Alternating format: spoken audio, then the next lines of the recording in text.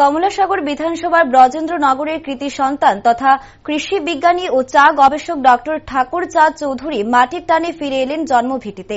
এই এলাকার উন্নয়নে কিছু করার লক্ষ্যে শুক্রবার বিধায়িকা অন্তরা সরকার দেবকে সঙ্গে নিয়ে বেশ কয়েকটি জায়গা পরিদর্শন করেন সরজমিনে।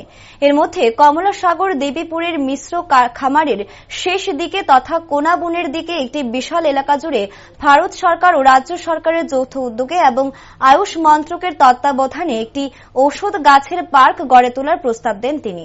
পাশাপাশি ওনার হাত ধরে গড়ে ওঠা কমলাসাগরের চা বাগানটিকে কেন্দ্র করে একটি ম্যানুফ্যাকচারিং বা প্রসেসিং ইউনিট গড়ে তোলারও প্রস্তাব দেন।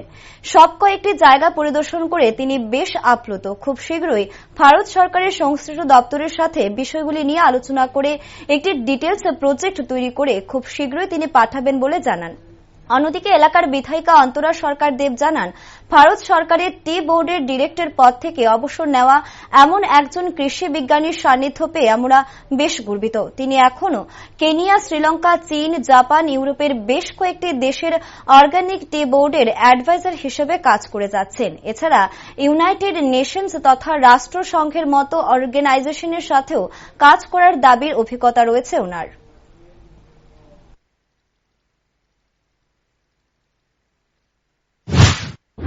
Submitted to Ayush, they are having lot of fund unspent, unutilized every year. It can be একটা infrastructure develop করতে হবে, একজন এক্সপার্ট লাগবে।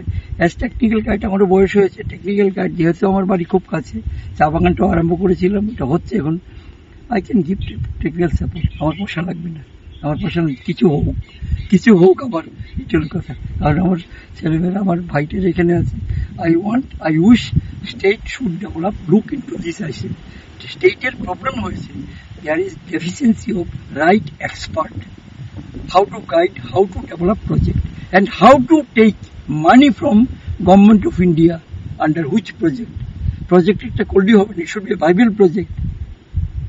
আমি যদি বলি যে এখানে ব্যাম্বু কাল্টিভেশন করবো, ঠিক আছে, ব্যাম্বুর প্রজেক্ট আছে, যাও, কিন্তু সেই রাইট এটা করতে হবে। Just technical guide, whatever I know, whatever my friends scientists are there in Calcutta or in Delhi or South Indian scientists, I'll try to help.